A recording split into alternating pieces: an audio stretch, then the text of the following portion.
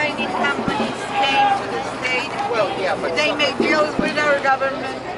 They started their mining operations, and the mining technique they were using was the one that blows out parts of the earth, floods them with water and arsenic, and then they gather the material to gather the minerals.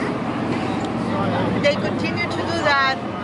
The communities fought, the communities struggled, they won all the legal battles, but the mining company was still there blowing out their mouth.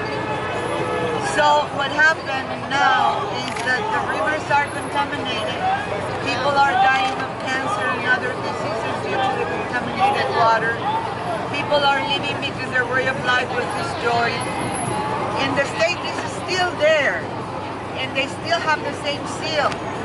But the mountain is no longer there. They totally, completely blew out the whole mountain for purposes of profit, for purposes of just making money. And you know what? Down with corporations. They cannot keep on doing that. People are living and people are dying. People are dying not only because of the environmental wreck that they made, but also because they're killing them, because they're fighting against them. So it's not only that they are dying because of environmental causes, but also because they are being killed for fighting them. So down with corporations, down with imperialism. And we have to do something together because this can no longer. The earth is taking revenge against us, and it will destroy us. There's a hurricane now that just passed through Los Cabos, the most beautiful part of the peninsula of my country, peninsula of California. The destruction was such that this is a tourist environment, and they had the most beautiful hotels. They're all destroyed. It's going to take them more than 2 months to be able to open up the city again. And people are flying. People were looting because nobody helped them.